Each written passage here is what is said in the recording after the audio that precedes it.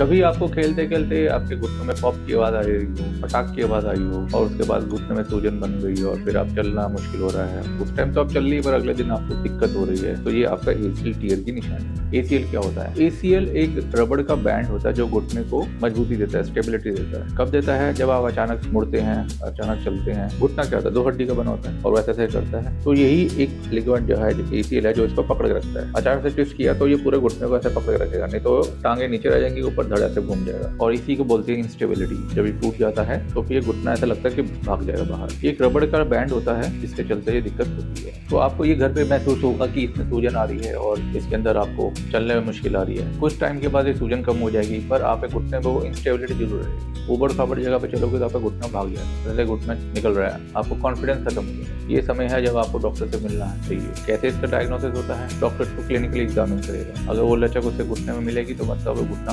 Unstable है। MRI करा के उसका कंफर्मेशन मिलेगा। और ट्रीटमेंट कैसे होगा? ट्रीटमेंट एक तो जवान या यंग पेशेंट है या एक बुजुर्ग है, मोर एक्सपीरियंस्ड। जो यंग होते हैं, जवान होते हैं, उनकी जरूरत ज़्यादा होती है, तो ऐसे लोगों के अंदर ऑपरेटिव काम करना पड़ता है, जिसे कहते हैं आर्थोस्कोपिक एसीएल रिकंस्ट्रक्शन। इसके लिए अलग अलग ग्राफ्ट यूज होते हैं। घुटने का नी कैप का एक लिगामेंट होता है, हैमस्ट्रिंग्स होते हैं, क्वाड्स होते हैं, फेमोरस ब्रेविस होता है। बहुत सारे ऐसे लिगामेंट होते हैं जिनको वो डॉक्टर डिसाइड करता है पेशेंट के डिमांड के ऊपर, क्या उसका लाइफस्टाइल कैसा है। जो बुजुर्ग होते हैं, 60 के करीब पहुंच चुके हैं, 70 की तरफ पहुंच चुके हैं, इनके अंदर कंजर्वेटिव बेटर रहता है, क्योंकि इनका डिमांड क्या है। अगर यंग आज के टाइम पर कोई डिफरेंस नहीं रहेगा और बूढ़ा को जवान। जो जीना जानता है, जो भागना जानता है, वो यंग है, चाहे वो 80 साल का है या 90 साल का है। और जो ये नहीं करना चाहता है, चाहे भले वो 30 साल का, 40 साल का, 50 साल का है, वो बूढ़ा ही है। तो जो बुजुर्ग जिनको मैं परिभाषा दे रहा हूँ, उनके लिए कंजर्वेटिव मैनेजमेंट। और हाँ, इसके अंदर ये दिक्कत होती है, अगर बिना एसीएल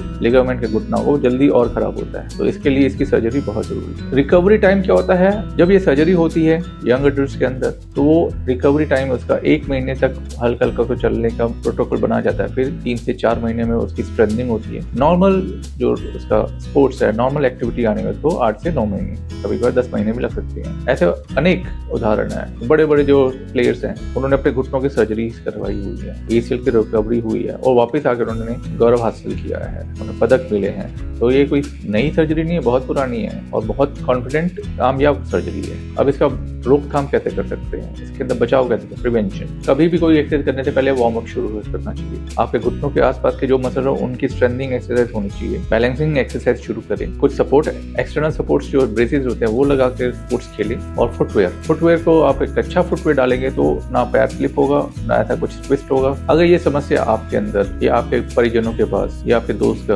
अगर वो हुआ है, तो उसको तुरंत डॉक्टर का परामर्श लीजिए, क्योंकि early to treat early to recovery है। अगर एसीएल डेफिशिएंट, जिनका ये एसीएल टूट चुका है, वो घुटना और अर्ली ऑस्टियोआर्थराइटिस डेवलप होने का एक बहुत बड़ा कारण है। ये स्टडीज में स्टैब्लिश हो चुका है, वर्ल्ड वाइड स्टडीज के अंदर। तो मेरी आपसे यही प्रार्थना रहेगी। और आज का हमारा ये टॉपिक था कि एसीएल क्या होता है, इसके अंदर कैसे चोट लगती है, उसको कैसे पहचाना जा सकता है और उसके क्या लक्षण होते हैं और उसका इलाज किस रूप से किया जाता है। धन्यवाद। मेरा नाम है डॉक्टर राजेश भल्ला, मैं एक ऑर्थोपेडिक सर्जन हूँ। कभी आप